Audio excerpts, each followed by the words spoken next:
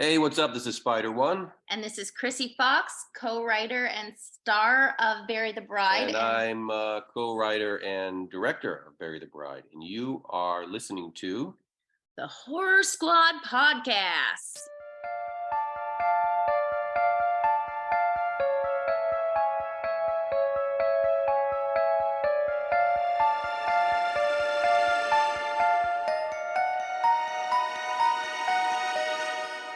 Hello and welcome back to the Horror Squad podcast. This is episode number 274. Tonight we're talking about 1987 Stage Fright, an Italian film, which was my choice, which we'll get into later once we cover the film and why I chose it. I'm your co-host Todd. We have Joe Mama and we have Steven. Boys, how are we? Hello. Hi. Hello. Hey there. How's everyone doing today? Pretty good, you guys? I'm okay. I'm fired up, man. Like, we're having a ping pong tournament at work. Got through a couple rounds and I got knocked out. And now I'm in the losers bracket, sudden death bracket. So I got to claw my way back up to the. I gotta do something. Okay, I'm reeling. Yeah, what's on the line here? What are we talking about? Money? No, nothing. Trophy. Days off? Just some shitty like dollar store trophy that someone at the office picked up. Yeah. You know, it's just it's pride, mostly pride. You know, I'm a big ping pong player, and to lose, it hurts. You know, but they get younger, they get faster, and I just get older, slower, and fatter. So you know, I'm having to compete with the youth, so it's not working out. Yeah, it sucks. I do want to say that I actually appeared on another podcast. I've been cheating on you guys, and just want to give a little shout out. So out right now, by the time this episode is out, I made an appearance on the Don't Be Crazy podcast, where myself, Zach, the host, and another guest, David, talked about a movie called The Last Deal. It's not horror. It's just about a guy who is a marijuana seller, and then California legalizes it. So he tries to make money one last time before, you know, he has to go kind of legit. And good movie. And we talked about a lot of stuff. I tried to convince them to watch Greasy Strangler, as I do on all my appearances everywhere. So check it out if you get a chance. It's on all podcast platforms. It's called the Don't Be Crazy podcast, and we had a lot of fun discussing all sorts of stuff, including some horror in there. So we should also mention that we have an interview at the end of this episode. Joe and I sat down and spoke to Spider One and Krsy Fox. They are the co-writers, and Krissy's a lead actress. Spider is the director of a new movie called Bury the Bride, which you can check out at Salem Horror Fest on Saturday, so the day after this episode is released, or you can check it out on Tubi. It's going to be out on Saturday as well in North America. Really cool film, and we're probably going to talk about it next week on our What Watch. We just don't want to spoil anything this week, but do check out that interview. They are just really cool, so I think everyone will enjoy that. And yeah. All right, you guys want to get to some What Watched? So how about we start, unfortunately, me and Todd talking about our punishment movie that Joe dished out, and you will notice that he dished out that punishment last week, and both of us have watched it as we're supposed to. So Todd, you want to talk about what I like that about? low blow you just delivered. Yeah. AVH,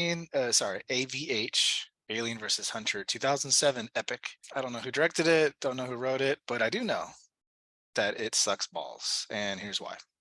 It's just awful on every level. So the premise, I mean, obviously it's an Alien versus Predator ripoff. The premise is like, you know, a spaceship crashes in the bumfuck wherever, and there's a predator, there's a xenomorph that looks like a spider, there's a sheriff, there's a fucking reporter. You know, it's just stupid, man. It's just stupid. It starts off with like generic rock music. I hate generic rock music. I hate it. Like the stuff you hear in like in a waiting room, or on you're on hold trying to talk to your insurance company or something like that. That music playing in a movie is not allowed. I do not like it.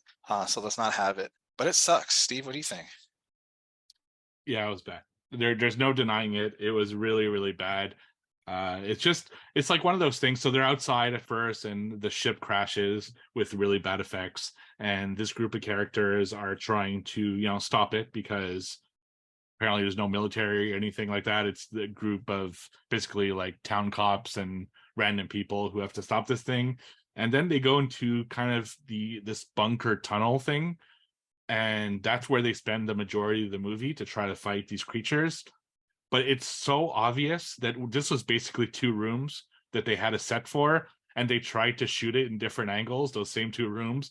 And the whole fucking movie is just over and over them basically walking through the same corridor in different angles. It's bad. I will give it a little bit of props. I thought the aliens were pretty cool, especially the xenomorph spider looking thing. I've seen way worse in low budget indie films, so I do give it props for that, which is why I give it like a smidge of a higher score than Todd. I was even giving it a little bit of a higher score because I was so impressed by those effects, but the ending is so god awful that I just shot it right back down. So yeah, I did not enjoy this much at all. Yeah, it's a solid half star. I was so like uninterested in it that I didn't even realize that the xenomorph. I thought there was a giant spider and a xenomorph knockoff, but they ended up being the same creature. Yeah, that's So because there's a often backstory. Yeah, well, it's just because they show it so goddamn quickly for the majority of the film. It's like they didn't want to pay for the effects, so it's just like a flash essentially of a spider running by. So me too. It took a while to realize that the xenomorph head was attached to the spider legs, because they shot the head a lot because I think they had that as a prop, and then the spider legs look separately. So it wasn't often that you got to see like the whole thing together until really the end. So, Yeah. Bad. Yeah, and I hated the characters too. Like they kept talking to each other, but they're mean to each other too. And they kept giving the main guy, the reporter, shit for being an author or trying to be an author, which is really weird. Like let's just get to the point and let's just talk about the aliens. And then one thing that really drove me crazy about this, and I felt, I don't know if you got the same vibe, Steve, but that there might have been like a loose script, but it's mostly probably the director being like, I don't know, just fucking talk about something. Because literally in our first scene, we're introduced to the aliens. The sheriff gets eaten, like torn apart. Like we see his severed hand and everything. It's even a plot point, like his hand is severed and thrown at them. And then the very next scene, he's like, I don't know, man, the sheriff's missing. I'm like, wait a minute, you were there, dude. He just fucking ate him in front of you. And he's like, well, no, he's dead. What are you talking about? So like they kept changing like their own story within the scenes, and it was just fucking insane. So this is a low budget issue that happens a Steve lot. defending AVH. No. I'm not defending this. What I'm saying is you'll get like these big situations that happen, and all of a sudden characters are going to go in the weirdest, like fucking random conversation that has nothing to do with anything in the world. You know, like they'll be in the middle of a zombie apocalypse, and someone's going to be like, have you ever met Sally? I really like Sally. You think I should ask her out? Like, is this really fucking the time to talk about Sally? Like, it's just, yeah, I don't think they have, either they don't have a script for a lot of the scenes, or the script is so poor that, you know, this is what they come up with. But yeah, definitely, this is cash grab for. Yeah, this is the type of film that saw the trailer for Alien versus Predator and tried to cobble shit together as quick as possible to get it out right before Alien versus Predator. So fucking idiots who are like renting for the first time, don't know the difference, see the title and like, oh, I'll rent this. You know, it happens a lot. Like I'm sure it happens a lot that people rent the wrong thing. So well, not anymore since there's no video stars, but no, but Tubi, right now you watch the wrong thing. Yeah. One more thing. The opening scene I thought was hilarious. I don't know if it's the exact opening scene, but when the main character is jogging, and I found it so funny because he's like pouring sweat. I'm like, how many times did they ask this fucker to do this scene? Because it's like the longest shot, and they switch from like close up to wide shot to fucking close up, and I'm like, damn, this poor bastard is like giving it his all in this hot ass sun on this fucking remote, desolate stretch of highway. That's William Cat, who he's not a young guy either, right? So it's like, and then they tried to make him the kind of sex appeal of this, which really does not jive at all. It's just, yeah. Good pick, Joe. That was a good punishment. Good job. Very happy to hear it. Thank you. All right, let's get into the meat and potatoes here. I watched Winnie the Pooh, Blood and Honey, 2023. Ooh. And I'm gonna go ahead and be a little bit spicy. I'm gonna say that this is a lot better than awful ass Cocaine Bear. And I know Steve backs me up on that. Yeah, Winnie the Pooh, Bloody Honey, you guys already talked about it. So Winnie the Pooh essentially has gone feral because Christopher Robin fucked off to college, and he comes back to show his wife, soon to be wife, like, hey, these are my pals that we're talking about. She's like, you're fucking just like crazy, dude. But hey, I'll listen to your little story. And you know what, man? The setup I think is fucking really good. Like the build up to this whole thing, the animation is like really what's the word? Kind of rough around the edges, but looks really cool. And then when Christopher Robin leaves, like they're so used to him taking care of them that they fucking eat Eeyore. It's like it's super fucking dark. And then it keeps getting good when Christopher Robin comes back and he finds Pooh Bear and fucking Piglet and they're fucking nuts and they kill his wife and then seemingly they fucking burn Christopher Robin in a pit because they show like Christopher Robin as a drawing in a fire pit. I'm like, holy shit, they fucking burned Christopher Robin alive. But unfortunately, like that's where it kind of goes downhill because the good stuff with Christopher Robin is in the beginning and then kind of towards the end. But then we have like this cast that like I don't really care about, man. It's just like generic people. You got, generic hot chick in the bath or the hot tub. She gets killed. You got this one lady that's like struggling through like a mental, not a mental abuse that she had, which is like totally unwarranted and unneeded for this type of film. Like we don't need to know about this random character's backstory. We just need to have them on screen to get killed in cool ways, right? So it sucked that they took this really cool concept and then kind of shit on it with these cast of characters that we didn't need. And then I agree. I think both of you said that the costumes sucked, and I agreed, man. Like Winnie the Pooh, it just looks like a guy in a costume. Unfortunately, like let's put him in a little shirt and get him like a full bodysuit, and let's have him talk. Because how cool would it have been if Winnie the Pooh was like doing his normal sweet voice and then killing people? I would have been fucking all into it. So I don't think it's as terrible as the Letterbox score. The score shows. I give it a 2.5 out of 5. I think it's solid, but I think Joe said it too, forgettable. Like at the end of the day, I'm like, okay, it was cool, but I'm out. So that's Winnie the Pooh, Blood and Honey, which is currently in my top 10 for 2023 because I've only watched 9 movies. So I've watched 25 and it's my number Gosh. 4. So yeah. Yeah, I kind of feel though like we had this same problem last year where like all the good stuff started coming towards the second half of the year. So I'm hoping it'll be the same this year. But I wanted to touch on the shirt and Steve might be able to know this better than I do, but I believe the shirt is still trademarked by Disney. Is that correct? Like Winnie the Pooh's red shirt. It should be public domain with Winnie the Pooh. So Is that okay? I So would it's all think so. public Yeah. domain.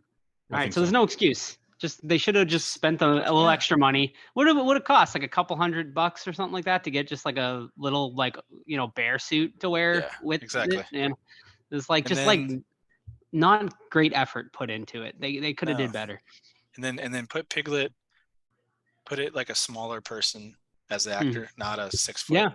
one someone. Mhm. Just I don't know. It's like little things they could have done better, like that were glaringly obvious to us as the audience. But I guess Yep. for whatever reason they didn't want to do it. I don't know. Yeah, no, and I said this last week, but like I really do think they can improve like a lot, like on the sequel, and so I do have hope. I think they can, it could become like a campy sort of cult classic if they just kind of fix a few of the little things that they kind of didn't do in this first one. Right. All right. So my first one is a brand new 2023 movie that is out on VOD, and it's called Summoning Sylvia. So this is the story of 4 gay people who go on a bachelor party before one of them gets married, and they go to a kind of haunted bed and breakfast type area where they have the house and everything, and they decide as part of their bachelor party festivities to summon one of the famous ghosts from that house by the name of Sylvia.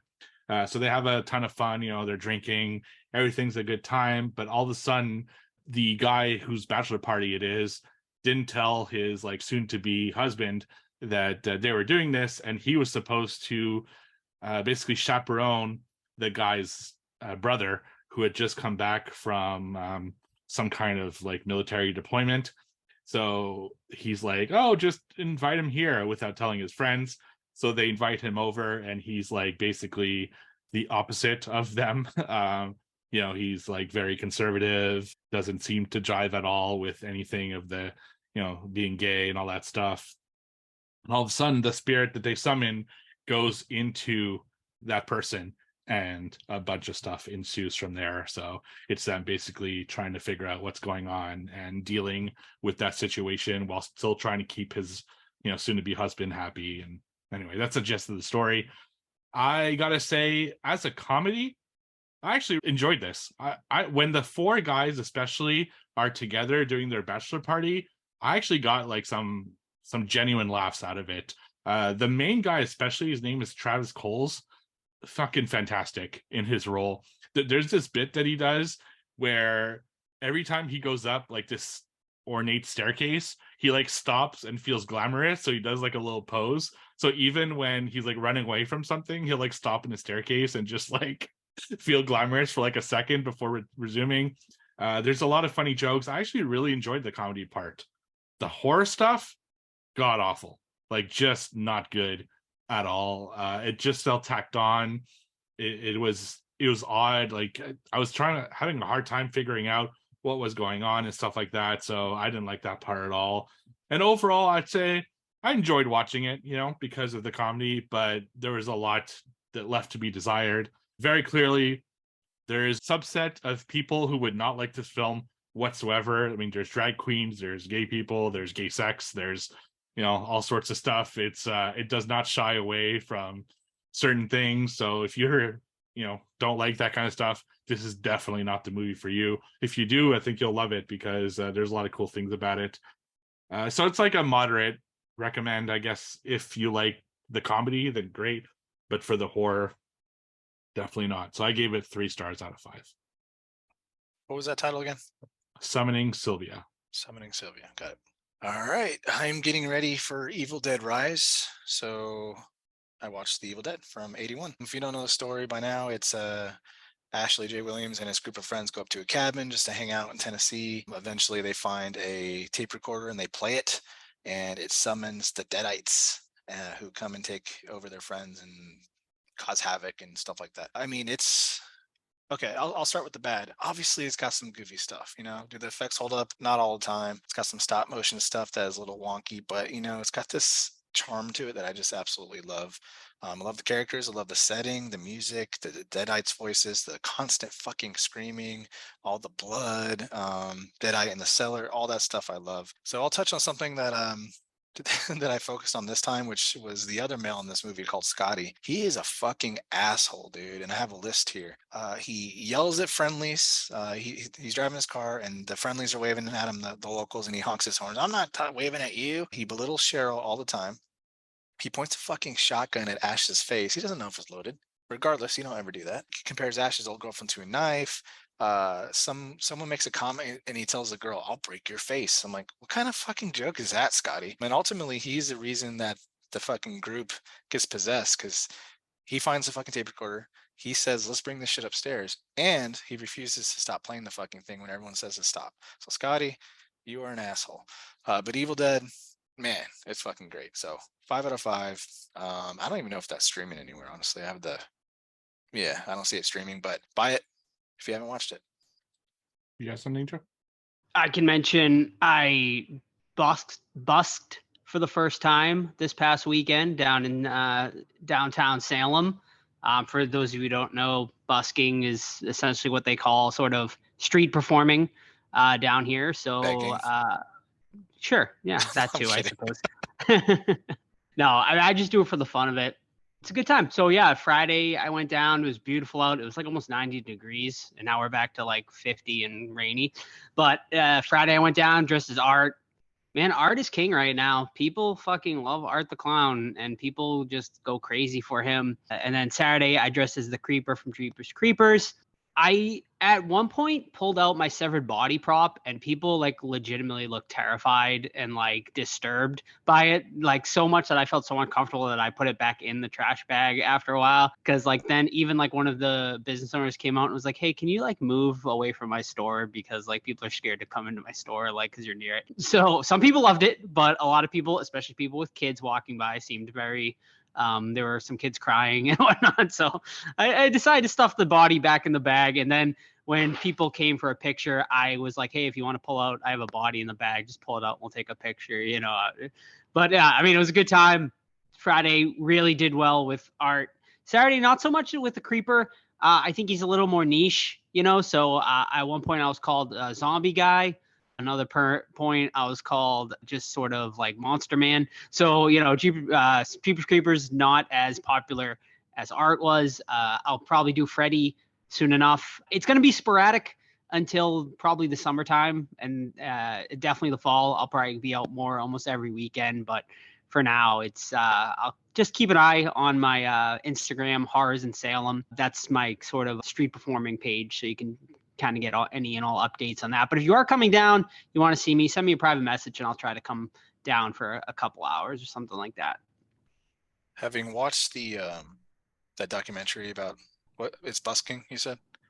Yeah. Do you have any people that are like, hey man, I've been working this fucking corner for 6 months. Like, get the fuck out of here.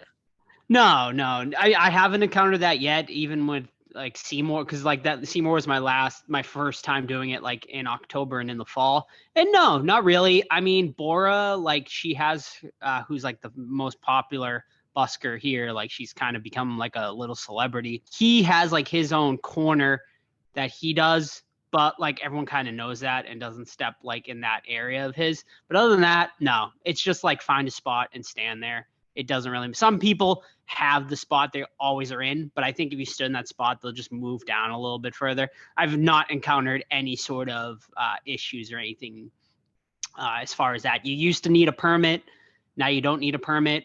I know a lot of people aren't happy about that because, certain people are coming in that just don't put any effort into it, I guess. So, I mean, I know people have complained about that, but, whatever. I don't care.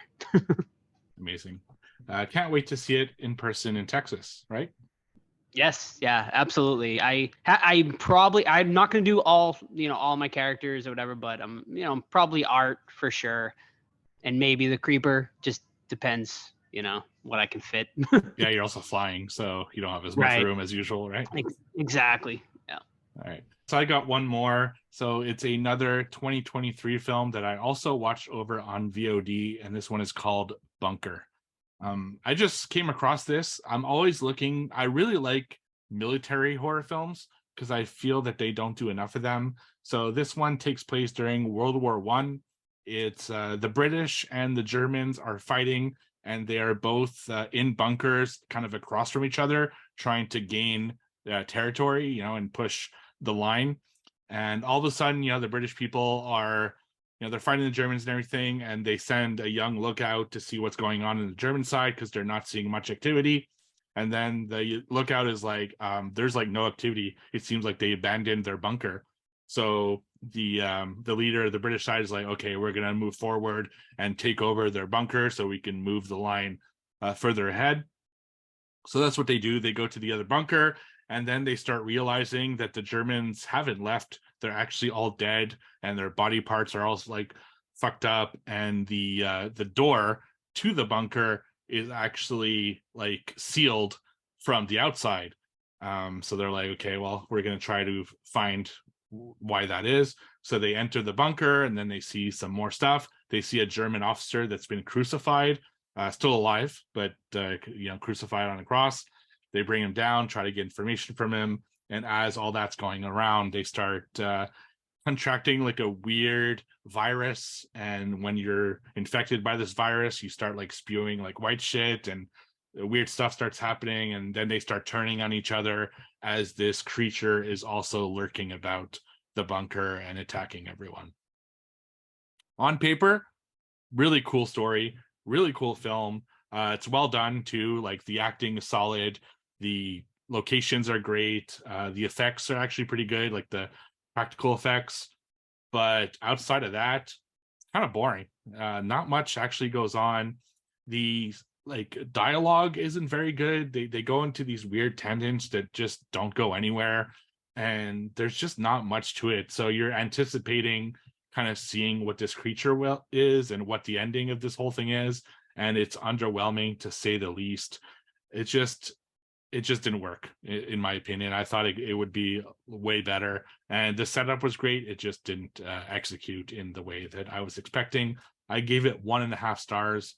I didn't totally hate it, but I wouldn't recommend it either. So that's Bunker for 2023. Gotta watch Death Watch, Steve. Yeah, it's on my list. It's Gotta watch it. I just happened to fall upon this one. I'd never heard of it, and it was brand new. I'm trying to like you know, my 2023 list is fucking pathetic, and I've watched 25 films and it's still pathetic. So trying to find that gem that will, you know, propel itself to the front, but it's not happening so far. And that movie is definitely not a remake of the one I was talking about, the German one called The Bunker. That's about a haunted World War II bunker, not WW1. Yeah. So, Well, yeah, never mind. Evil Dead Rise. I'm hearing great things so far. Yeah, We'll see. So we'll know next week, right? When we Yep. we review it. Indeed.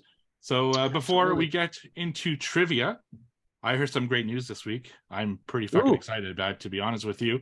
I found out finally that Deadly Grounds Coffee is coming to my city. So I'll get to, you know, see it in person, go to their coffee shop. They have horror guests all the time. So looking forward to that. And if you don't know what Deadly Ground Coffee is, let them tell you with this ad. Everyone thinks because you're a zombie, you don't know good coffee. Well, they're wrong. There's only one brew that gets my seal of approval. Deadly Grounds Coffee is my guilty pleasure. The aroma is so intoxicating. It brings all of my neighbors out of the woodwork. Deadly Grounds Coffee. Coffee to die for and zombie approved. It's good to get a little deadly. Use the front door! Oh, they're so disgusting. Very exciting. I'm so excited. Like, Yes. I can't, like, you know, I just drink regular old boring coffee. So to have a Deadly Grounds to get my Yeah, you coffee. get vampire blood That's fun. coffee and all that stuff. Yeah, it's just like the decor, and they sell a lot of horror stuff, and the Sweet. guests is going to be so cool. I know they get Eugene Clark to come, and Oh, cool. like more like, I guess, a lot of Canadian horror like people, which there are a lot because they film here so much, right? Right. Since a lot of the productions are here, a lot of the not main stars usually, but the kind of side stars of those movies who make rare appearances can go there. So I'm pretty psyched about it. Well, I bet you we're going to get the cast of Are You Afraid of the Dark? I will bet you. Oh, hell yeah. Because it's really close to here. And so That'd be awesome. yeah, and if they don't, I'm going to push them to if do that it. happens. If that happens, let me know. I definitely will. want to get like a piece. Yeah, piece signed absolutely, up into the cash for it. for sure. All right. One thing before we get into trivia, and thank you, Deadly Grounds. I did want to shout out Salem Horror Fest because they are over the next 2 weekends are happening here in Salem, Massachusetts. So if you want to come down, anyone local, or I mean, it might be a little too late to come to weekend 1, but weekend 2 is going to be happening as well. They got a lot of great stuff going on. Weekend 1, they are going to have Linnea Quigley and Amelia Kincaid from Night of the Demons, and also Greta, who you might know from the movie Demons.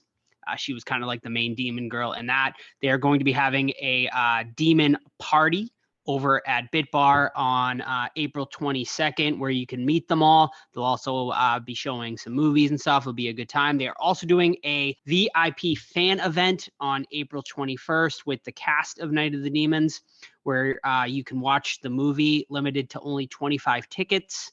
So you can watch the movie with them. Plus, there will be a 30-minute Q&A after that. There's also weekend 2, which will be taking place the weekend of the 28th to the 30th. It is going to be a Fright Night event with William Ragsdale, Stephen Jeffries, and Amanda Burst. The 3 of them are all going to be there. There's going to be a VIP fan event for that as well. And then just a bunch of like screenings.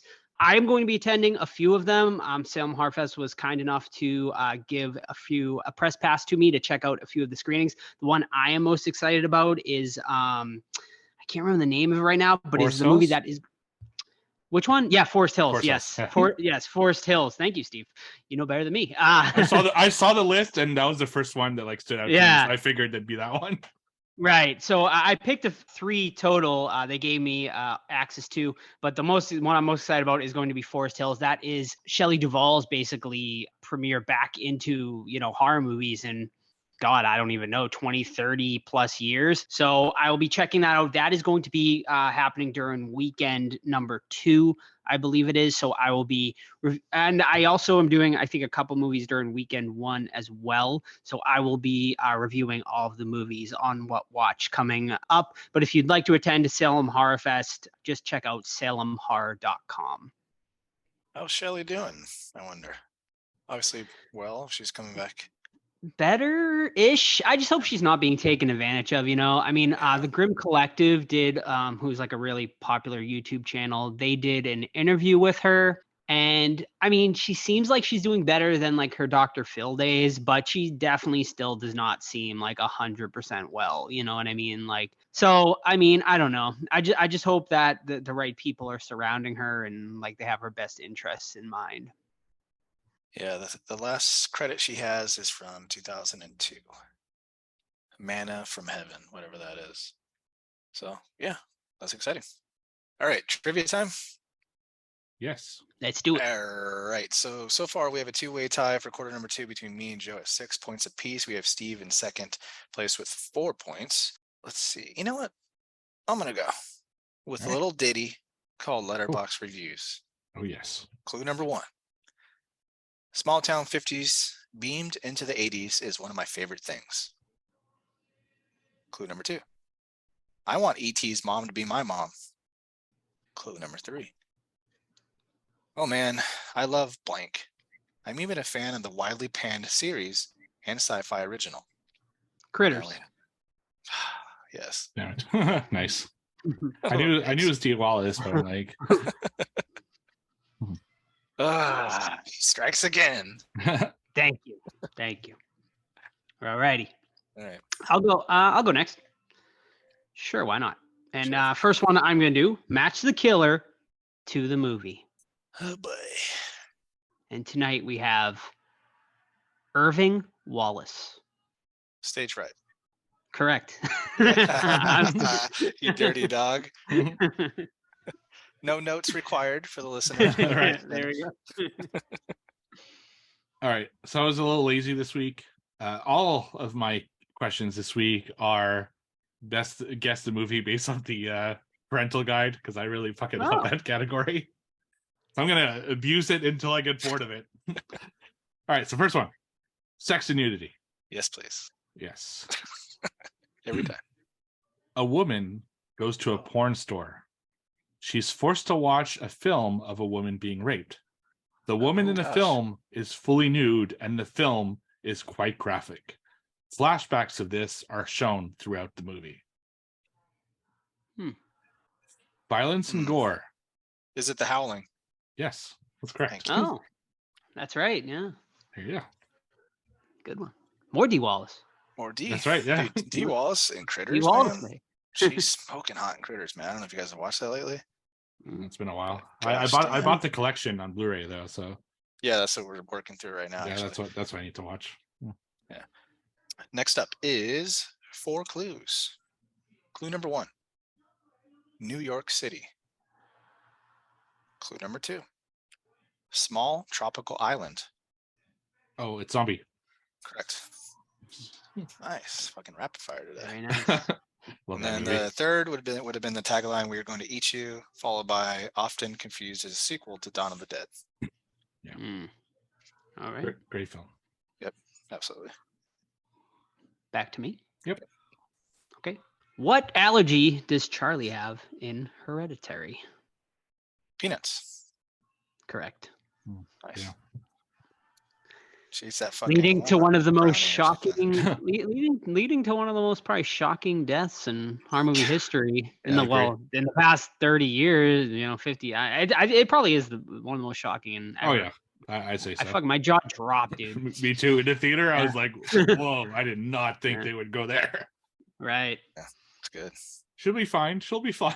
And then they show her severed head with ants and stuff. It's like, Yeah. It's not Scream, right? So, Yeah. All right. So same type of category. Guess the movie based off the parental guide. Okay. Sex and nudity. Sure. This film contains a prolonged dream sequence where the naked protagonist runs down a street before he sneaks into a room and is seen touching his love interest's bare breasts while the latter is falling asleep. Or sound asleep. wow. Sorry, sound asleep. Sounds not good. Sounds No, it sounds like a very predator.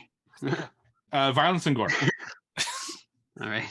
The film contains scenes of violence and gore, with the sight of injury such as bloody scratches on the victims' faces, blood spurting when they are killed, as well as aftermath of a killing when a man's severed torso is seen. Gee whiz. Okay.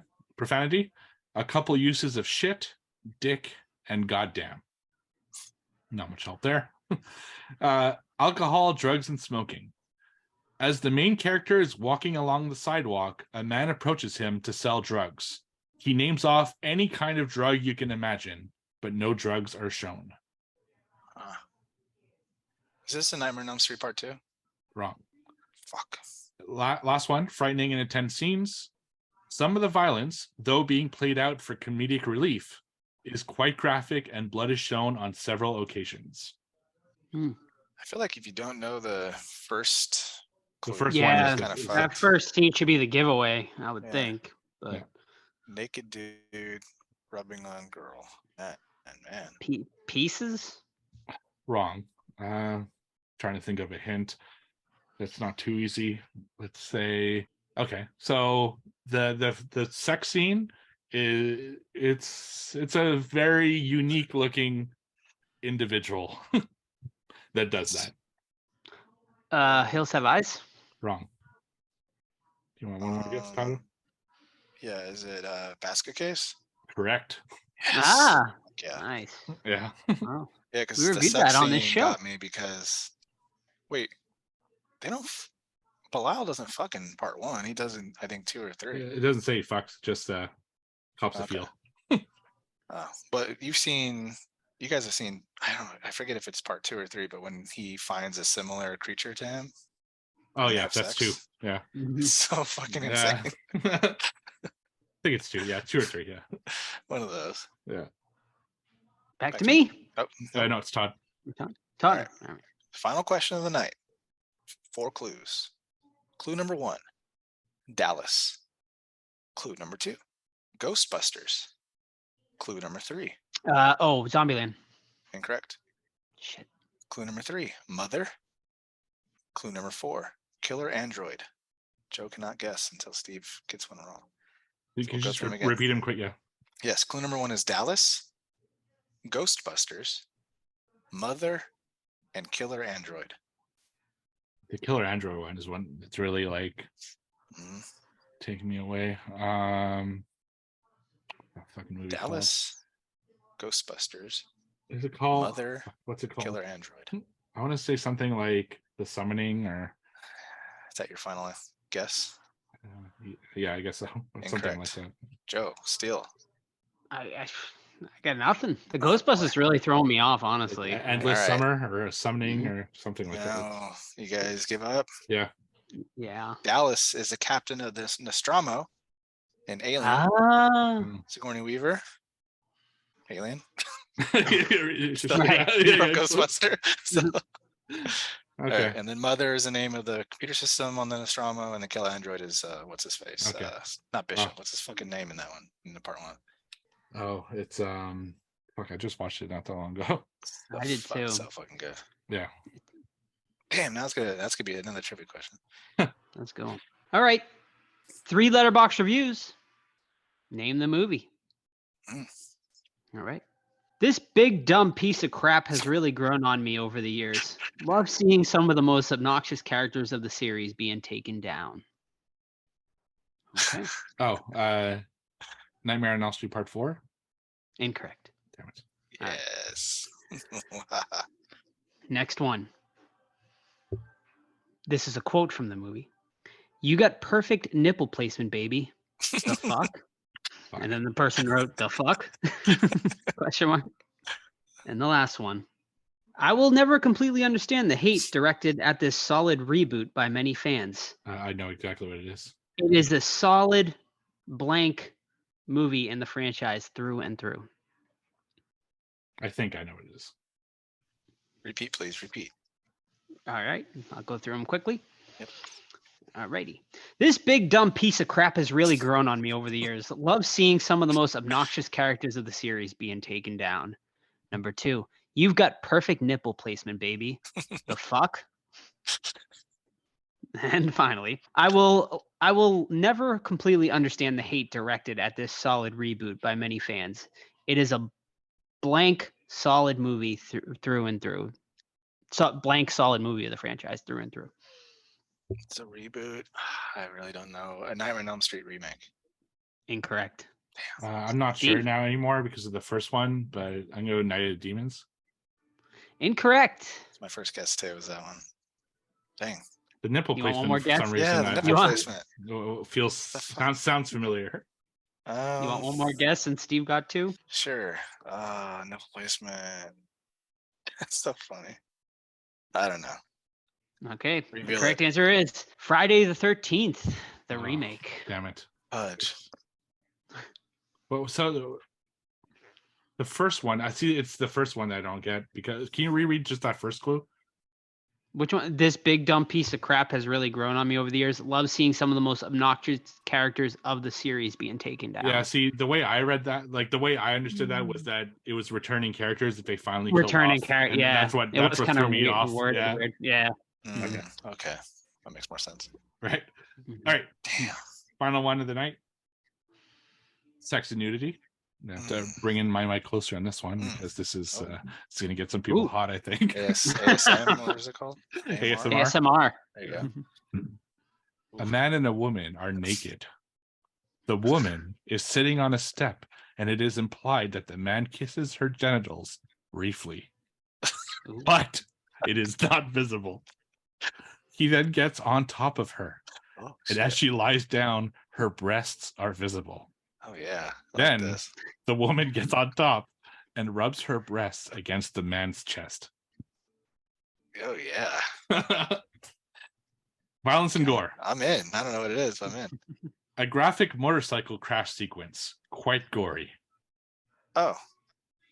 Do you want to guess? Oh no, because I don't think Joe knows this. I'm gonna wait. All right. Unless I'm wrong. Go. Profanity. Nothing too serious. This reviewer cannot recall any F-bombs. Alcohol, drugs, and smoking. Main character smokes and drinks wine throughout. Yeah, I think I got it. Wow, keep going. The last one is going to give it away, so this may be your shot. Okay, that's fine. I'll wait. I'll chance fate. Yeah? Okay. Yeah. Frightening and intense scenes. Many scenes of zombie violence. Cemetery Man. That's right. Yes. All right. Mm. That's what you That's had all like- along? Yeah. Steve's That's- first ever review on the podcast, right? Well, Was it? yeah, technically not Way this back podcast, but when. yeah. Yeah. in My the first Three Guys appearance on the days. Three Guys Yeah. Days. First appearance. Yeah. Episode like 11, I think. Yeah. Yes. That's forever ago. About 6 years ago. 6-7 years ago now. Yeah. Maybe we should Yep. review it as part of it, like an anniversary or something. Yeah. I think we could definitely review films from that because it's not like they exist anymore. So They Oh, don't yeah. exist. It's been a long time. It's yeah, it's changed drastically. All right, is that it? That's yes, it. sir. Ooh, big night for me. I got 5 points to Steve's and Joe's 1. That brings my lead to 11 over Joe's 7 over Steve's 5 for quarter number 2. Okay, cool. Okay, so we got Stage Fright from 1987, aka Aquarius, aka Deliria, aka Madness or something that Joe saw. But this one's directed by Michel Sevi. The Theater of Death. A troupe of struggling stage actors rehearsing for a small town production of a play panic after finding out that they are locked in the theater with a killer wearing an owl mask. This is one of my film choices because, one, I love Italian cinema. Italian slashers / giallo are just like, they're special to me. They're so goofy and over the top, which we'll talk about later about this film because it has goofy and over the top segments with cool sound and they're just fucking weird. So I thought, let's throw some Italian love, and I chose Stage Fright, which is one of my favorite Italian films. But basically, there's a group of actors and a director and the sleazy producer, and they're all in this stage production, right? And they're all rehearsing it, and the play is supposed to be about a week away, and they're fucking pulling an all-nighter because they got to get it done, right? But one of the actresses, she gets hurt, and behind the director's back, her and her friend, they sneak off to a hospital that turns out to be a mental asylum that also holds this actor that had gone crazy, and he's awaiting his trial, so he's held in like the psych ward or whatever. So they get treatment from the doctor for her sprained ankle, but the crazy actor, he breaks out, hitches a ride with the women unknowingly, and sneaks back to the production, where we learn that they're going to be locked in the production facility for the night. The only key that they have is hidden, and then they're fucked because they realize that the killer is inside the stage and they cannot call the cops. They cannot get out. They have to fight their way out, figure out who the killer is, blah, blah, blah, and go from there. I really like this one. And, the start, I'm a fan of slashers, and I already talked about how I like Italian cinema, but I really like this one because it's just like, it's so over the top. Like when I first saw this, and I'm sure you guys were a little bit worried at the beginning, because when I first saw it, I'm like, what the fuck is this? It's like, is this a musical? Because then it like when it starts out with like them in mid rehearsal, where like you're seeing girls and guys dancing around, one's playing the fucking saxophone. I'm like, what the fuck am I getting into? Is this like a musical slasher? But then you realize that they're just producing a play. But I like it because I like Italian cinema, and I think some of the later shots in the end of the film are just fucking amazing. So overall, I really like Stage Fright, but I can also see how someone would not like it as much as I do, because like Italian shit's fucking weird sometimes. So I'll leave it at that. I just want to say one thing before Joe goes. So I made my wife watch it, and so we started. It's like 5 minutes in. She gives me this look, and she's like, "This isn't one of your fucking punishment films, is it?" So yeah, I totally get what you're saying with the whole like beginning part, especially if you don't know. No, yeah, it totally threw me off too. At first, I was like, "Oh, what the fuck?" Like when the fucking owl came out and was doing fucking like dance moves and shit. I'm like, "What the fuck, Todd?" But yeah, so I had actually never seen this before, so this was a completely fresh first time watch for me. And overall, yeah, like I thought it was, pretty good. I definitely think there's issues for sure. I mean, it's very 80s, no doubt about that. But yeah, I mean, overall, I think it's really well acted. I think the look of the killer is awesome. I really liked the sort of theater type setting one setting movies are really tough, and this one pulls it off, I think, really well, because it's a big kind of soundstage. You're able to kind of go to different places and stuff like that. Yeah, so overall, I thought this was definitely pretty solid, and I'll get into the issues after the fact, but yeah, like I was I will say I was pretty concerned. I do think it takes a little bit of time to get going, and the kills are very weak in the beginning, but then it just fucking ramps up in the second half, and the kills really turn up, and yeah, so I'm glad I watched it. Also, my first time watching it, so I wasn't quite sure what to expect. To me, this is a tale of two different movies. There's one part of it that I really liked, and one part of it that I didn't think was as good. I think there are some things that are uneven. Like, for example, the score. I thought the score at times was brilliant and really amplified the tension, but other times the score was like goofy and didn't fit at all with what was going on screen. It was like this weird mishmash of different sounds that I don't know what they were going for, but it didn't work all the time. Sometimes it was great, sometimes it wasn't. So it was kind of a mixed bag there. It's a really weird movie too. There are some things that made me laugh out loud, but not things that I think were supposed to make me laugh out loud. And I'll explain those when we talk about more of the specifics. I absolutely dug the look of the character, though. The owl mask, at face value is not freaky at all, but for some reason they made it look like kind of terrifying. It's just, yeah, it's really down the line with me, because some things I loved and some things I'm like, I just don't understand the decision here. And especially the ending. The ending was such a, what the hell just happened? Like, what was this? Like, I was so confused as to a few of the things and that they did at the end. But overall, I'm still happy I watched it. First of all, don't you ever slander Willie again. Willie is an angel sent upon this world. Okay. No, I'm just kidding. No, let's talk about that ending. No, I'm just kidding. We'll wait. Yeah, I'll just start and say that the play they're producing looks stupid as fuck. Like, what is this about? Like, we don't obviously know anything about it, but they show the making of so often that we're like, okay, should I be invested in this plot? Because like, what the fuck is going on? He's like, no, like they need to rape the actress so they can see it on. Like, what the fuck are you guys talking about? You freaking creep. And how do we feel about Peter, the coked out director? Good character, bad character? Like, he's a shitty character, but like I thought it was a well like acted performance. I liked the actor. Like, I thought it was really good. But yeah, I mean, the dude's a piece of shit. Like, he he basically capitalizes on the murder. Like, the first victim gets murdered, and his immediate thought is, let's change the plot of our, play and go talk to the journalist, tell him we're opening in 3 days, and, and get more people, more money in the door. So yeah, I mean, the dude's an absolute piece of shit. I also gotta want to talk about his little fucking money investor guy.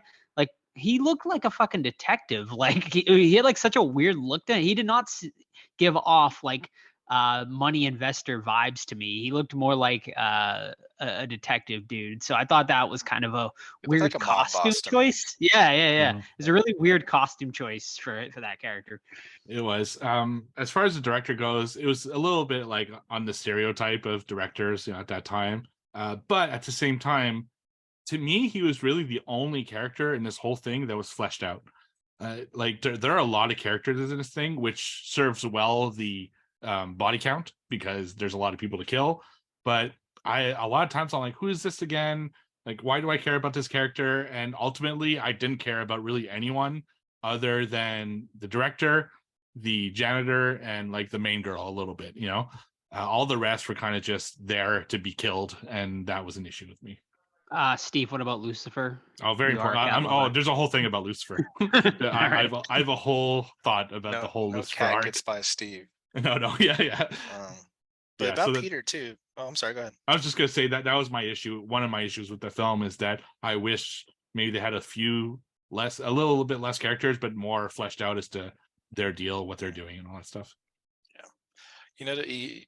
Peter is, I agree, a piece of shit, and like he bangs the main actress, and then he fires her, like for hurting her fucking ankle. I'm like, dude, you're a fucking bitch, dude. But saving grace, he's the only one that tries to organize like their defense, right? He fucking gets them all together in the room. Although ultimately he does end up being doubled down on a piece of shit later in the movie for what he does. But I think he also has the best kill too. When he's going up against the fucking owl guy and he gets his arm chopped off and then his head chopped off. I think that was a really cool scene. And I also too enjoy that the cast actually tries to do something, like instead of just like hiding and being scared and stuff. I really enjoy that they band together and like they have a plan, like especially when they're like, he tells the other guy, hey, go up that staircase and cut him off, we got him cornered, let's fucking kill him. And I think it's really cool too that like it's a throwaway line, but Brett, the dude that plays the owl in the play, he can't find his costume, and the director's like, just get the fucking spare. So that sets up that the killer is now wearing the costume, which sets up the kill for Brett, where the director thinks he's got him, the killer, he fucking goes into him with an axe, and they take off the fucking mask because they realize that his hands are cuffed, and it's Brett in the fucking costume, which I thought was a really fucking cool scene. Yeah. Do you think I do wish they fleshed out the killer, I guess, a little better? I mean, like, maybe like, saw him kind of go crazy or something like that, like, or whatever he is in for, because they just said he's an actor that kind of went psycho, right? They should have, they should have had him part of this production. I agree. And for a while, I thought that he was. I forgot about the hospital part. And at the end, I don't want to get too far ahead, but they're wheeling him away after kind of the end sequence, and they purposely don't show his face, as if the girl's in the cop car, and she's kind of looking, and they're kind of wheeling him, but there's always something like obscuring his face, almost as if it should have been like a secret who he is. But they talk about it, early in the film when I thought about it. And you're right, he should have been part of the production, and it should have been like a mystery as to who's doing the killing. Go on. Right. Lucifer? What's up with Lucifer? Well, okay, I'm going to talk about Lucifer. So I love when cats are involved, and I love that they never like kill the cat. And in fact, every time that the cat comes into play, people like will stop what they're doing to pet the cat. But getting into the end, the character does like whole like thing where he puts all the bodies on stage, and then he sits down in a chair and just pets his cat. And all I could think about was, man, dude just wanted to chill with a cat. Like, what's wrong with that? And his little like maquette thing that he did. I like the cat. It was just an entertaining kind of side thing that made me laugh throughout the movie. Yeah, I mean, another reason the director's a piece of shit. He like fucking like grabs it all aggressively in the beginning of the movie. But yeah, so I guess one of my big issues with the movie was, like I said, I do think there are long dragged like on sort of scenes where like nothing interesting is really happening. But then and that's kind of, I guess I'm a little more torn too, like Steve is, but ultimately I'm coming out more positive because I do think it makes up for it in those certain scenes, like this scene Steve just mentioned, the scene where he lines up all the bodies and shit. I fucking absolutely loved that whole scene, like the look of it, just like, and I mean, just there's just some really great kills, like, and it all starts, I think, with the drill scene. You know, before that, there wasn't like a lot of great kills going on. They were just sort of like off screen or just sort of quick. But that drill scene really, I feel like after that, every kill after that just got better and better and better as it went along. So, you know, I and then it was great. But then, like, you know, getting towards the ending, there's like almost like a 15-minute sequence where she's just kind of walking, our main actress is kind of like walking around aimlessly, and there's nothing really there. Like, you know, I know like they're supposed to be, I guess, ramping up to like her kind of showdown with the killer, but I don't know, I just think it could have been tightened up a little better. I mean, the movie is only an hour and a half, but there were times I was a bit bored. Yeah, I respect that. I think it could have been tightened up in the beginning, but for me personally, I like that sequence when she wakes up from being knocked out and she's just like walking around because like she doesn't know what happened. She doesn't know all the deaths. She doesn't know she's the only one. And then she sees the stage where he's just fucking chilling. And it's like such a cool looking shot. And then she like crawls under the stage because he's like, I love the idea of him baiting her to come get the key. Because like, you want to get out, the key's right in front of me. And she goes under the stage and like you got the feathers coming down, you got the lighting effect. I thought that was really cool. I mean, it's pretty fucking dumb that shithead killer didn't notice his giant fucking nail sticking up trying to get the key. But it's still a really cool sequence. Yeah.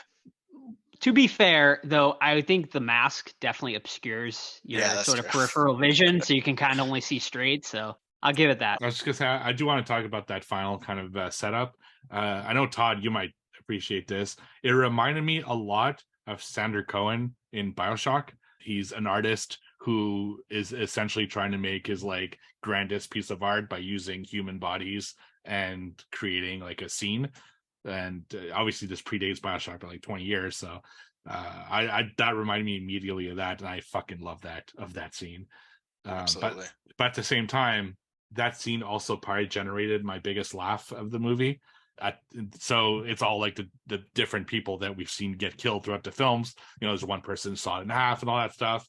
And of course, I'm the type of guy who will look for any inconsistency that they're not bodies. You know, they're actually people. You see people breathing and all that stuff. But I get that. That's normal. But there's a scene where there's a severed head on a table.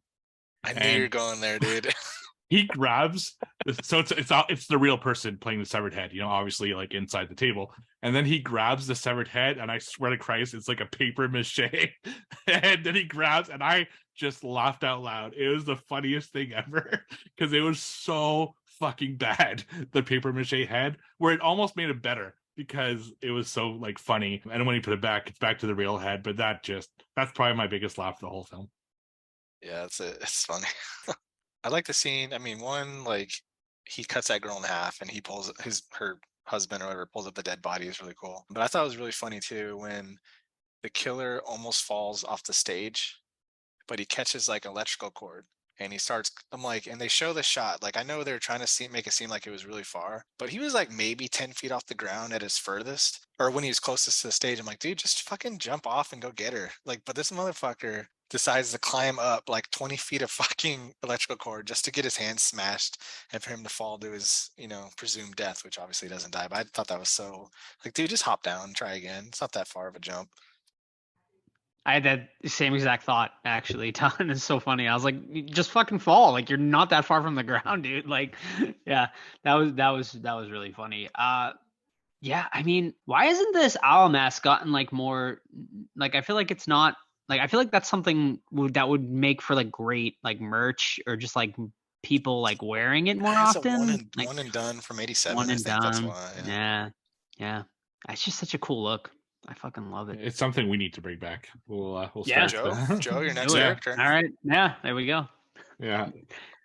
What Is about this movie popular? Like, do people like? it is in Got like like a the cult following. it is in like the Giallo fucking circle, like Italian. Okay. It's like always one of the top 10 Italian slashers and stuff. I Mhm. personally, it's like it's in my top 5 Italians for sure. But I know you guys want to talk about Willie the Well, maintenance guy. before we get to Willie the maintenance guy, I just want to know your opinions on the cop side sort of plot we get here and there between the two cops talking about they look like James Dean at one point, and then one of my favorite lines in the movie is "fuck Popeye" when the guy had the Right, spinach. the spinach. The thing that made me laugh at the cops is that, like, because they do cut to them all the time, but I forgot they were parked like right outside of the theater. So this whole thing is happening with the cops already outside, like basically just sitting there, which made me laugh. And it was so random, but it was funny. It was like took out the tension a little bit, eased it, and it's just two cops talking about probably what people would really be talking about, right? To be fair, if you're sitting in a car all night waiting for basically nothing, so that was good. Yeah, I failed to describe why they were there too in the beginning of the synopsis, but yeah, the first victim is found by everybody, and they call the cops, and then the cops are like, "All right, we can't find the killer. We looked everywhere. Blah blah blah. We'll leave a unit here to protect you guys while you're doing your rehearsal." And then they lock themselves in, and the cops are outside like 10 feet away from the door, but there's a thunderstorm. They explain why they can't contact the police because of that. But do you think it's shitty police work? Do you think like they should have gotten out and like maybe checked once in a while? Like, are they gonna get reprimanded? Like at the, we I don't think they're see what definitely happens to getting their fate. But reprimanded for like 10 people getting murdered. I would think so. Yeah, Yeah. literally like 2 feet away from them. Yeah, because if that's a crime scene, right? You'd think that and they can't find the killer. There's a chance that he went back into the theater and is hiding in there. So to lock the people in there with presumably a killer, I mean, come on, that's just shoddy police work. I mean, in their defense, they said we did check it, but also against them, that fucking place is like a maze. It's got literally it has water in the fucking like a pool area, whatever that they fall into. So it's like, no way you're checking with just two cops, guys. Come on. All right, Willie, maintenance man, friendly man. Very All the funny. girls manipulate him by giving him a kiss on the cheek to get what they want. And he shot him right between the eyes. How we feel about this? Right between the eyes, Allie. Just like I said, right between the eyes. How many times did you say that? Like fucking 100? I It wrote has to down been about 100, 6 yeah. times. Yeah. There's a lot. I thought it was more than that. Probably. So like, yeah, I mean, the end sequence, basically she, our main, is it Allie? Is that her name? Allie, sort of defeats our killer by, kind of setting him on fire. She ends up going back because she wants her watch back, of all things. Like, It's a weak reason for sure. really weak. And she convinces Willie just by kind of giving him a little affection on the face there, which, really, We she all knew what she fall was for doing. it. Yeah, of course. I think this is not a great ending. I think it should have ended before we got to that point. I think just her setting him on fire, and maybe we get him kind of coming back at the end, sort of. But the whole Willie, I mean, it's funny, right? Like, it's fun. Like, I got a good laugh out of it. But if we're talking about this being like a serious way to end the movie, it was pretty dumb. Like, at the end of the day, did I love the scene? Sorta, but it's stupid at the same time. Yeah, I agree. I think you either commit to the heroine, she defeats evil, and we're done, or you commit to they both get taken to the same hospital. You know what I mean? And you do a strangers pray at night kind of thing where the fucking man in the mask breaks into her fucking room and kills her. I think you either commit to that or you commit to the heroine. But Willie, as much as I like that character, I think it's so fucking dumb. Yeah, and the ending is like Willie lets her back in, right? And he's like, "Hey, that gun you had that you found in the studio, it worked. You just didn't put a bullet in the chamber. I could have shown you how to put a bullet in the chamber. You could have shot him." I'm like, "Shut up, Willie! Shut the fuck up!" And then the killer comes out of nowhere and Willie blasts him in the fucking head, and then it's done. I'm like, "What?" Or is it? Because Or it's is Yes. not. And that's probably one of the weirdest things about this fucking movie. The last shot of the movie is the killer opening his eyes after getting shot in the fucking head. And 36 years later, I'm waiting for a sequel. yeah, it's that kind of, like, as funny as it was, because it came out of really nowhere. I'm like, that just doesn't fit the rest of the vibe of the movie. This isn't one of those like jokey movies, really. And that's why that whole last scene, it almost felt like tacked on. Like the producers saw the movie and decided to do reshoots, so they added that to please some kind of fucking weird like thing that they had, and it was weird. It was a weird fucking way to end this, and I was confused. Yeah, 100%. I actually went and looked on IMDb to see if there was any sort of explanation, and there is, of all things. So the director actually said that the ending of the movie, where Irving Wallace smiles at the camera after being shot in the head, is a quirky wink at the slasher film convention of the killer never being dead. I mean, I guess, but I don't like it. Will this movie be referenced in Scream 7? Is a true question. Ooh, Let's see. could be. Okay, makes sense. I mean, I guess it's just, yeah. I mean, it just, I also thought at one point, because like it just was Willie's dialogue was so fucking weird, like in that end sequence, and then they're talking about the number of bodies. So I thought they were gonna kind of spin it where she was like got knocked out or something and dreamed killing the killer, and she was still in there, and like she gets killed by the killer or something. That would have been great. Like that would have been sick. that would have been an awesome ending. And like I thought that's where they were going. Unfortunately, that's not where they went. But I would have preferred an ending somewhere like that. Would have been super cool. Mm-hmm. Do we have questions for this, or we just get it right? We do. I don't know if there are questions about this, but we do have questions. I just got them as we were recording, so I did not listen to them myself. So we got audio questions from Chuck. So Chuck, what is your first question? Hey Horror Squad, Chuck here with a few questions. First question is, when was the last time you had genuine stage fright? Oh, genuine stage fright. I don't know. I do a lot of speaking in front of groups at work, so I think you always have that little jitter, and then you get over it. So, but like genuine, like fuck, I can maybe like sophomore year in high school. I don't know. Yeah, I was like really nervous for like when I did the Damien event, like the first time. Just nervous, but it wasn't like stage fright. Once I got, like Todd said, once you get up there, you just kind of fucking do it, But yeah, like yeah, I guess it must have been probably middle school, elementary school, like Todd said, like actual genuine like freeze up shit. Like when you had to go in front of the class and do like a presentation. Yeah. Yeah. For me, it's probably like a work. There's this like big project that I worked on, and there was this like other project that was kind of working alongside me that I didn't know too much about, but they wanted to bring me in for me to learn. So like the person who led that project said, come to this presentation I have with all these executives, and I'll talk about the project and you can be there and learn about it.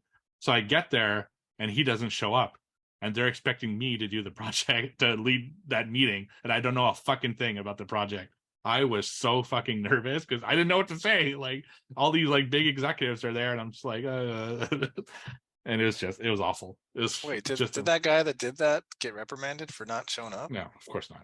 Fucking government bureaucracy. It wasn't government. It was fucking corporate bureaucracy. Yeah, it was my private job. So that was definitely my that sucks. Most recent stage fright. It's like I'm sure you deal with this a lot, Steve, where you show up to like a virtual meeting and it's like you and the client or whatever, and you're just supposed to be the guy that knows a little bit, and you're like, all right, let's get started. I'm like, yeah, that happens a lot. All right, Chuck, what is your second question? Follow-up question is, how did you overcome it, or how would you overcome it in the future?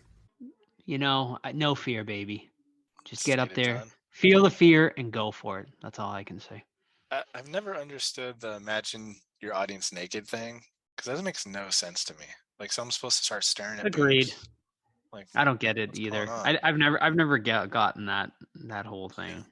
I don't know if I've talked Ranger's up there with a boner. I mean, you're just staring at crotches and boobs all the time. Yeah, you know what I do, and I tell my wife and all this stuff too, is that like you gotta like play a character kind of sometimes, like when I have to do like a meeting or whatever, like I'm playing confident meeting Todd, where like I'm not gonna fumble or anything like that. And also too, don't get hung up on fumblings. Like we all have said a word on the show with like a lisp or you stutter or whatever. All you gotta do is move forward, you know? Like if I fucking fumble something, you say, oh, excuse me, and then just move forward. That's all you gotta do. Don't dwell on it, because believe me, no one is fucking looking at you or thinking or listening to you saying like, man, that guy he mumbled or he fucking stumbled that word. He's an idiot. No one cares. No, people just want the meeting to be over with, honestly. Yeah, absolutely. And just be honest. If you don't know something, just say that and be like, I'll find out and come back to you Yes, at another please. time. The golden answer is like, I don't have the answer to that information, but let me find out for you. Like, don't try to play it off. Fake it till you make it. No, do not do that. Yeah, for sure. All right, Chuck, what is your final question? Last question is a would you rather? Would you rather be forced to have sex with your partner on stage at the Super Bowl every year for the remainder of your life, or randomly a horse will kick you in the nuts 3 times for the remainder of your life? Only 3 times, but it could happen anytime. What do you got? Thanks, guys. I look forward to the episode. Just avoid the horses, bud. Give me the horse. Yeah, give me the horse too, because every fucking person to be judging every Yeah, second of the that. internet's way too brutal, and maybe if it was like pre-internet days, maybe, but pre-photography days, we're talking 1703. there you go. All right. Yeah, I'm the same thing. The horse. I can avoid horses. So we do have a final question, or 2 final questions from Patty. Have you guys ever had to perform in middle school or high school? You guys were in a band or a play or some shit? Yeah, definitely. Yeah, I'm trying to remember what though. Were you in drama or something, Joe? Or no, band? elementary school we did like a musical, the Nutcracker. I remember that. Were you the nut or the cracker? I did the Chinese tea segment, where we just wore like fucking, I don't know, some sort of Chinese type clothing and sang that song. Oh man, that doesn't age well. Nope. Well, it's part of the song. Yeah, right, exactly. Yeah, now it'd be cultural appropriation, and that wouldn't fly, I'm sure. Yeah. But as far as I don't know, I definitely did stuff. We played sports too, though. That counts. Yeah, I mean, sort of like, yeah, but that's not like stage. Yeah, I don't know. I definitely did something on stage in middle school. I was never in like drama or band though, or anything like that. So. Yeah. Just like, yeah, I did. I was in band from like 4th grade to 8th grade. So we did like competitions. I hated band. It was forced upon me. Played the trumpet, first chair. Shout out trumpets. What's up? I couldn't play enough to save my life. First chair. First chair, baby. What's up? I remember we went to a competition that was recorded, and then our teacher played back the recording with the judge's commentary. And I had a fucking solo, right? As like 13-year-old Todd or whatever, and the fucking judge, and I remember it to this day. Oh, weak trumpet, weak. I'm like, oh, I'm like, that's me. Quit band, and then was in like film production classes. So we did like the school news and stuff like that. So yeah, quite a bit. Yeah, I also did like musical things in high school. For me, it was a saxophone, and thankfully, they don't have a ton of songs to have saxophone in it. Sexy saxophone, dude. Yeah, so because of that, I just basically sit there for most of the performances and do nothing, because most of the numbers we do didn't have sax in them, except I had to do a solo on The Simpsons, and that was not the easiest thing ever. So I got to do that little like kind of Lisa jingle during The Simpsons intro song. Freaking Bill Clinton over here. Yeah, then I also, when I went, film school and everything, I did a bunch of stuff like on our TV shows that we did and our radio shows and all that kind of stuff, but nothing much in front of an audience. Like no one really watched that shit. It was just for us to learn production.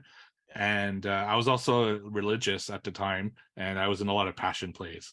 So during the Christmas like mass, they'd put on the story of Jesus and stuff, and I'd almost always be Pontius Pilate. I guess they recognized the villain in me. So that was my role for years. That's awesome, dude. Yeah, that's cool. And that was a lot of people, man. That's like It's the only day people go to church, right? So Yeah. it was packed to the fucking Easter and Christmas are the go-tos.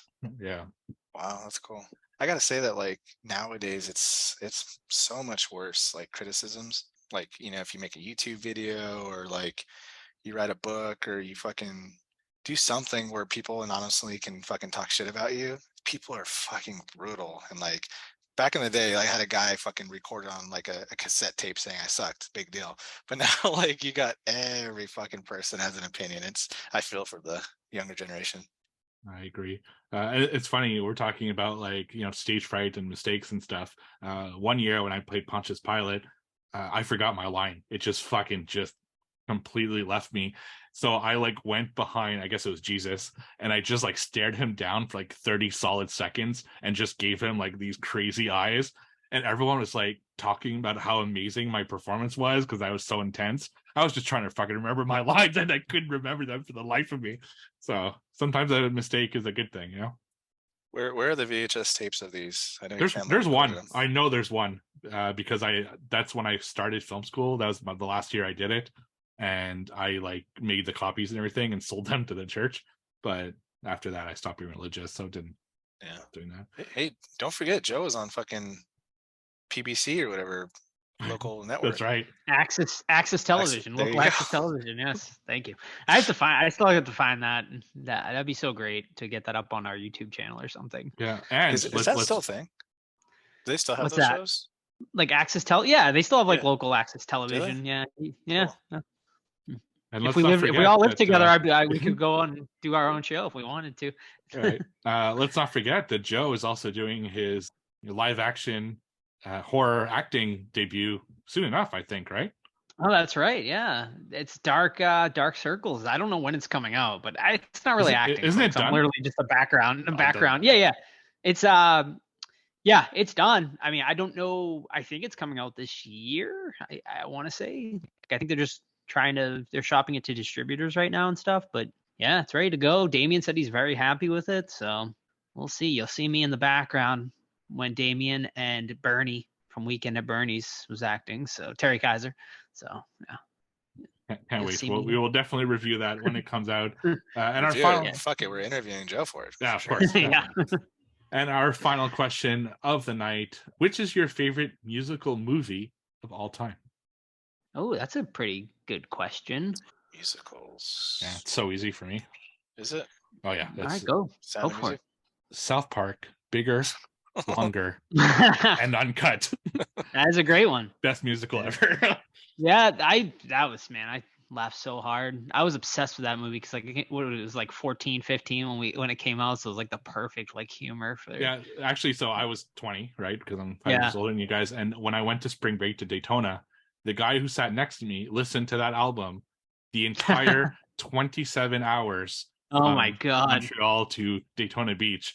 So the amount of times I had to hear Uncle Fucker is more than I'll ever. So it's but a great movie, great fucking movie. Yeah, I mean, I like Phantom of the Opera. I mean, it's always great. Even the movie's good with Gerard Butler there and Emmy Rossum. So I'll just go with that. Sweeney Todd, also fun, horror related. What is that one where people like with like Paris Hilton in it? Is there a musical with Paris Hilton in it? There's Paris Hilton. It's got the Hottie and the Naughty. Bill Moseley. No. Oh, Repo. Repo. I just brought it up. I don't like it, but people seem to really dig it, especially lately. So maybe it's a rewatch I need to do. But I've never seen it. But... yeah, I don't remember liking it. Bill Moseley can't sing for shit.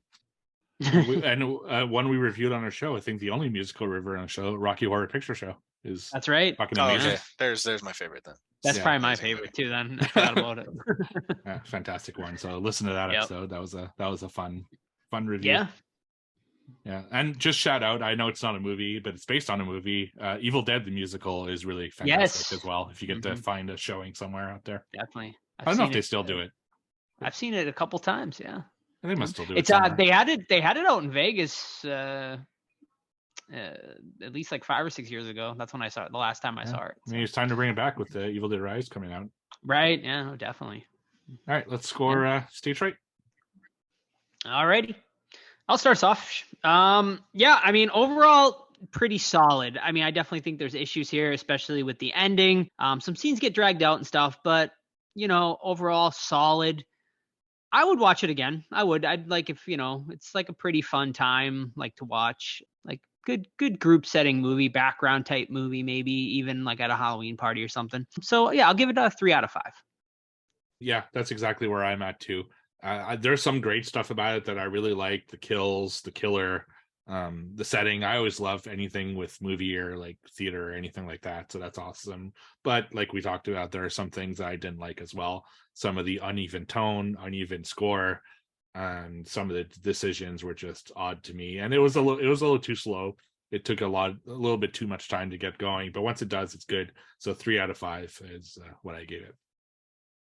All right, I'm gonna be higher. I'm at a solid 4 out of 5. You're gonna watch this on Shudder, and I just like it, man. I like the setup, I like the characters. I love the killer, and the positive outweighs the negative. I think the better movie is what we already discussed. Make some of those changes, but overall, I still really like it. So it's a 4 out of 5 for me. All righty. Awesome. Well, that is going to wrap up then this week's episode. We hope you enjoyed our review of Stage Fright. Next week, big week, right? Finally. Evil Dead Rise. Highly anticipated. What do you guys think? What are your thoughts I have a going good in? feeling. Like the trailer is great. The buzz is pretty good. So I'm hoping this will be a top 5 film for me, but who knows? I'm definitely looking forward to it. I mean, Evil Dead, one of the rare that I can think of. We talked about this in the past. One of the rare franchises that might not have a miss. The other 4 I think are all great. So hopefully that continues that trend. I agree. I'm looking forward to it. I'm seeing it Sunday. All right. Awesome. So go and check it out. It is hitting theaters this weekend. So go out and check it, and we will be reviewing it on next week's episode.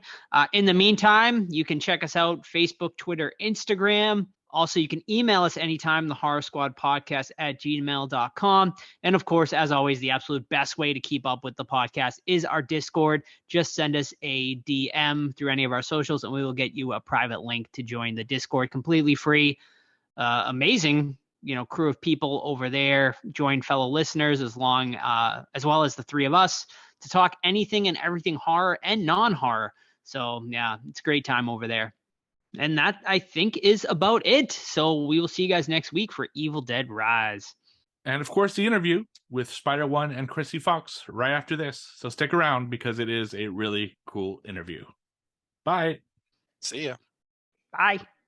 Hello, everyone, and welcome back to the Horror Squad Podcast, where today we are joined by 2 very special guests. Their movie, Bury the Bride, will be featured this upcoming weekend at Salem Horror Fest. Please welcome actress and co-writer Krsy Fox and the director and co-writer Spider One. Thank you guys both so much for joining us today. Thanks for having us. Guys. So why don't you guys start off by telling our listeners a little bit about what Bury the Bride is about? You want to take it? No. Okay. Well, okay, so it's based around a bachelorette party. My character, Sadie, is the big sister of June, and June is getting married to this guy that she doesn't know very well, and none of her close friends have met. So her wish was to go to this bachelor party on this family's land in this horrible cabin that's run down, and all the girls hate their life for having to be there. And, they're kind of trying to make the best of it. And all of a sudden, the bachelorette party gets crashed by her fiance, June's fiance, and his backwoods friends. And it becomes a very uncomfortable vibe. I don't know if we're doing spoilers on this. No. Let's avoid it. Yeah. Yeah. But it gets a lot more intense than you expect it to, basically.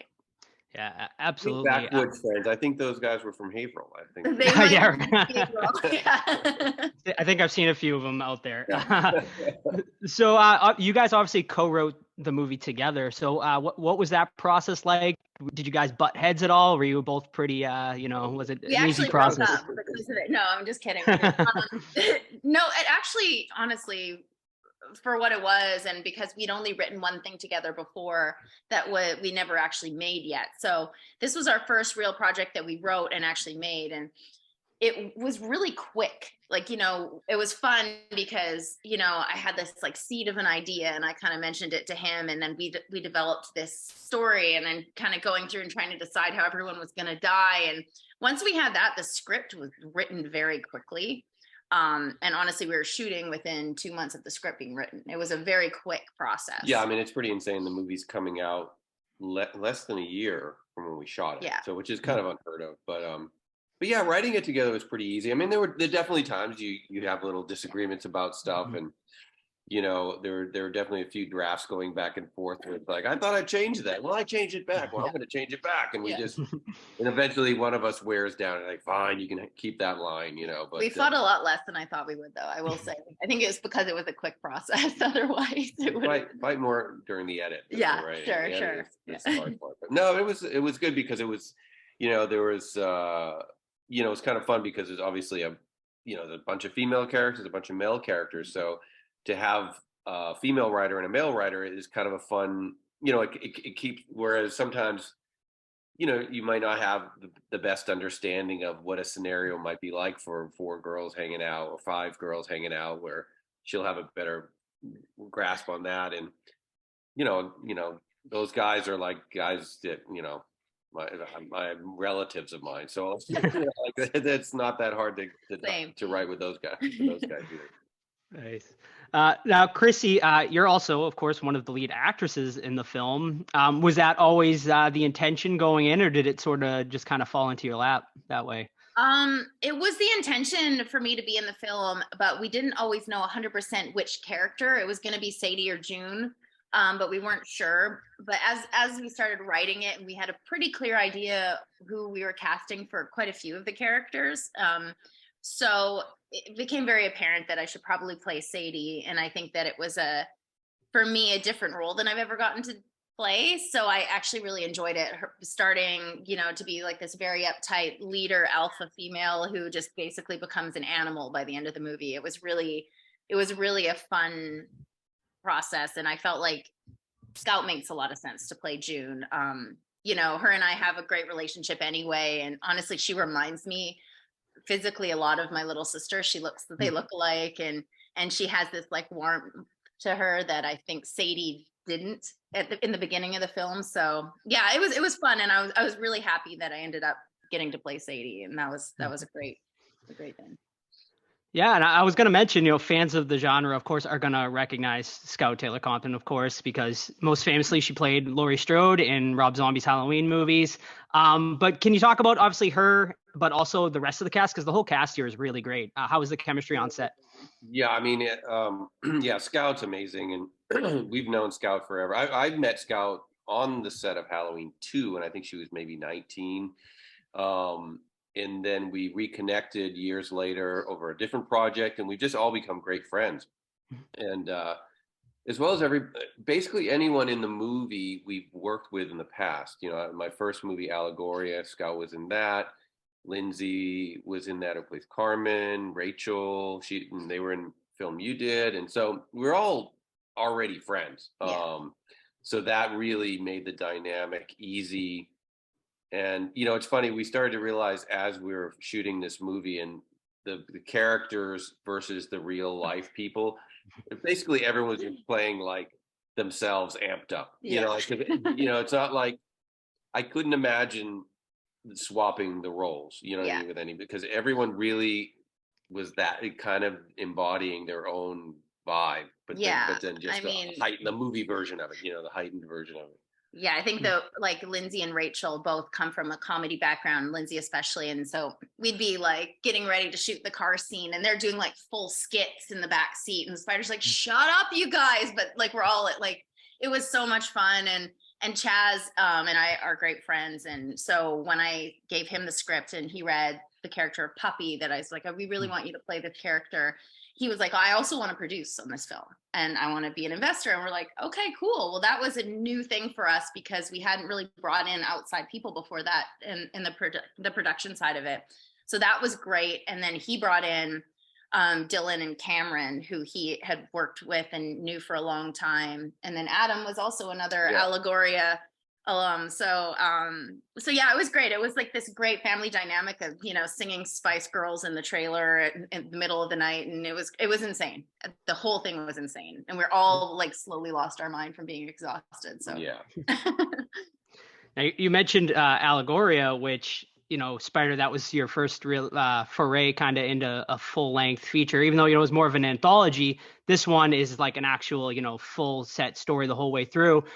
Did you find it more, challenging doing that? And also I want to know what made you want to get in. Obviously you've had a very successful music career. What made you want to get into that director chair to begin with? Yeah, I mean, to answer that first, it's always been an interest and a passion of mine. I mean, I was equally into movies and TV as I was music and comic books growing up. I mean, it was, just like obsessed with movies, would see everything that came out, certainly genre stuff, horror, sci-fi. It was just from a very, very young age. I've always had an interest in it. But it was similar to music where it always felt like that was for other people to do, like that must be people in Hollywood that are connected and are, rich or have whatever it is, like it always felt like this far away thing that couldn't be achieved. And I had dabbled in it a little bit. I my first taste of sort of that world was when I worked on that show Death Valley, which was on MTV. It was a show I produced. And so that got me like, oh, okay. Like I understood the world a little bit more. And then Krsy has been an actress since she was a kid. And so we started talking about trying to make our own movies. And we started to do the original, sort of like the old school approach of finding other producers that would promise you the world and said they had funding and all. And it just, nothing ever happened. We would just be spinning our wheels for months on end going, waiting for some phone call that never came. And so we just decided, let's just try and do this on our own, And so we both took on 20 jobs each and worked tirelessly and got no sleep and begged, borrowed, and stole for whatever we could. And we realized like, wow, you can do this yourself. So, we started doing some shorts, and then, we got to, you'd shot a couple of movies, and then Allegoria came along, and we started to develop this group of people that we could rely on, actors and technical people. And so now we have like this great little company that we run. I mean, still just really two of us, but so yeah, I mean, it was really just a matter of believing that it's possible. And it's true with anything, and once you get past that fear, you'd be surprised what you could do with just hard work. And the other part of the question was Bury the Bride more challenging than Allegoria? Yeah, 100%.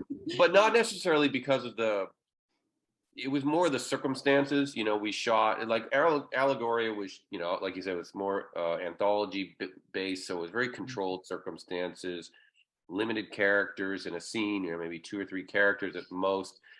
And then suddenly Bury the Bride, we have 9 characters that are in, sometimes all in the same scene together. We were shooting 99% night shoots, so we were sleep deprived, and shooting in the desert of Lancaster, California, was like the weather was it was freezing cold at night. We had like hurricane force winds and sand tornadoes and all kinds of, so there was a lot of that stuff to deal with, stuff we didn't frankly expect to have to deal with. So it made the production really challenging. We had to change gears every single day. We thought we were going to shoot something here, and we had to change it because it was too windy, or it was too, and so but it was great. I mean, it really, now I feel like, man, we could do anything if we made it. Agreed. What were some of your movie influences when you were writing this? Because I got a lot of vibes of stuff like Slumber Party Massacre, Texas Chainsaw Massacre, other things I don't want to spoil because of what ultimately the movie's about. So what were the movies that really kind of influenced the story? Yeah, I mean, I don't know if there was any specific. I mean, we love all those movies you mentioned. Certainly, Texas Chainsaw. Yes, I mean, I think anytime you have people in peril in a shitty place, people think Texas Chainsaw, right? Like that is the sort of the ultimate version of that. So I'm sure there was a little bit of that in there. But because of the kind of movie this is, stylistically, it's kind of like like the original Chainsaw. If it's more like docu style, a lot of handheld, a lot of running gun kind of vibes.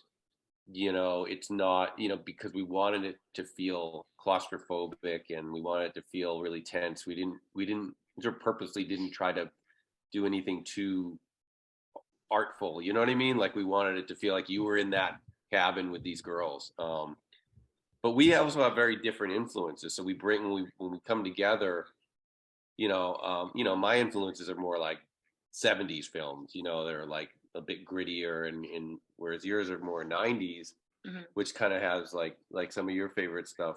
Yeah, more character driven, like Scream movies and stuff. Yeah, Scream and like The Craft, but I mean Texas Chainsaw Massacre is still my all-time favorite, and so that's where we definitely connect. We both love like The Shining and films like that, and so we have a lot of things we like. But yeah, obviously we have an age difference, so the things we grew up watching were different, and that actually I think made this film feel a little more well-rounded with the style with the dialogue and the way the story kind of unfolds. But yeah, I don't know if there was anything in particular we said like, oh, we should make a movie like this, because I think that we were in some ways, when you're writing a film, you might have some reference points, but sometimes you're looking to make sure you're not ripping something off too, right? Like, and so we're like, man, I don't know if there's any, it felt like a kind of, I mean, obviously there's some basic horror movie stuff in this that you see in other films, but the scenario and to not give away what happens, in with this particular genre, to me felt pretty unique. I can't really think of any other films that handled the situation like we did. Yeah. There might be, but I can't think of any. So one thing that I noticed in this movie that I really liked, I don't know if it was on purpose or just happened that way, there are a lot of really cool sayings on the shirts, on the hats that made me laugh throughout the film. Who came up with a lot of those, or was that just kind of a coincidence? No, we loved like we handle all the wardrobe ourselves too, and that's like almost the most fun part. Totally the most fun. Like just finding, we're doing it now. We're in pre-production for our next film, and I just sit and look for either online or go to thrift stores or whatever, and or weird and find just quirky clothing, because the way a character dresses is it's a visual, it's you also can enhance their personality by what they're wearing, and so to find there's a lot of great t-shirts in this movie. And I think Mike, the big guy, is patched as an official asshole. Yeah, I love that. I love that one. Yeah. And I don't know if you caught the camel towing hat with David. Yeah, absolutely. Yeah. It just, I mean, it really is just like look, from, being in Power Man, and just like, it's a visual band where it's like coming up, what are we going to wear this tour? It's kind of a similar thing. You just want to come up with cool stuff for people to wear, Yeah, no, I think even the girls, some of their shirts, like they really represented who they were in the story, and it's so funny. Like, Carmen waking up and having the drugs are bad shirt on, and it's like totally, it accentuates her. It's great when you have an actor come over to do a fitting and you show them what they're going to wear. They're like, really? The first thing she said when she saw the shorts, she's like, come on, Krsy, come on. I'm like, but you look so good in them. She's like, I do. Yeah. It's like she looks amazing in that full outfit. Those booty shorts that are just like, they're going to become more famous in the movie, I think. Yeah. You mentioned, Power Man 5000, and, speaking of music, one thing I really liked about this movie was the score. It was very visceral, really added to the tension, the atmosphere. Can you guys talk a little bit more about that? Yeah, I mean, I think, a lot of it started out with me and a friend of mine, Michelle Carter. We kind of got the general vibe going of the movie with a few scenes, and I did a lot of it on my own, and then there was a couple scenes. I'm good friends with Paul Wiley, who we actually had toured together forever ago, and he did Terrifier 1 and 2. And we're like, hey, these scenes would be cool to get someone's like fresh perspective and a fresh take on these couple scenes, because they're high energy. And he nailed a couple scenes. And my friend Tyler Connolly, who's in a band, Theory of a Dead Man, I went over to his place and we wrote the music in that shed scene, because I wanted something kind of that felt like a metal opera or something. And he's a great guitar player and he has great ideas, so that was really fun, and it was collaborative. And then we knew we always wanted the song that Carmen dances to be a standout moment in the film, and we went back and forth for a long time about the right song, and we ended up reaching out to a band we really like called Nightclub, and we licensed their song for that, and I think it fit perfectly. And then also just those vintage songs in the opening and closing credits, they're like true vintage songs, and they felt very authentic to like the story and the hopefulness of the love story that ends up being horrifying. Yeah. Yeah. Well, I have many other questions, but I don't want to get into spoiler territory because I want people to go and see it. I don't want to give anything away. So the movie, of course, will be making its East Coast premiere at Salem Horror Fest this weekend. Are either of you guys going to be attending that? Oh, we were planning on it. We had just world premiered it at Panic Fest in Kansas City, and we were going to head straight to Salem from there. And we just had some unavoidable stuff come up that we had to come back to Los Angeles. So we're really bummed. Yeah. But Chaz Bono will be there, and Dylan Rourke will be there, who plays David. So they'll be representing the film well, and I think they'll be part of the Q&A after it. But yeah, we're just super bummed. Oh my God, I was speaking to Chaz today, and he's like, "Oh my God, I love Salem. You're missing it." I'm like, "Stop talking. I know." And he's like, "This every shop," and I'm like, "Oh God, you're killing me here." But yeah. We're super disappointed, but hopefully next year, maybe with our next film, Yeah, but it'll be on Tubi on the 22nd, which is great because everybody can watch it free, which is amazing. We don't have to get anybody to sign up for anything to watch the movie. They can just log on to Tubi, and it's a free streaming service site. So it's going to be available for, America and Canada, I think. Yeah, North America, and then, internationally, keep a lookout because it will be coming eventually. But yeah, for North America this Saturday, and Tubi's been a great partner. So we're super stoked. I think they have Tubi in Bill Recca, don't they? Yeah, we do. And it's here in Salem now too. That's amazing. Nice. Well, anyone that does want to attend the screening, you can head to salemhorror.com for tickets. It is going to be this Saturday night, actually, I believe is going to be the premiere. And yeah, Tubi, everyone make sure and go see it who can attend the screening. And yeah, before we let you go, I know you guys mentioned another movie in development. Can you tell us about that or any other projects you're going to have coming up? Yeah, we're in pre-production for a movie called Little Bites that we're going to shoot in June. Another horror movie. Very different. Yeah, very different than Bury the Bride. I mean, that's sort of the goal, is to really keep people guessing on what we're going to do next. And it's based around a mother, a widow with a young daughter. She's trying to protect her daughter from something very, very sinister and evil that lives in her home, but we won't give too much away but it's very and hint it's not a ghost. No, it's definitely not a ghost. All right, awesome. Well, thank you guys so much for joining us. We really appreciate it. Thank you so much, guys. It was a pleasure. Thanks, guys.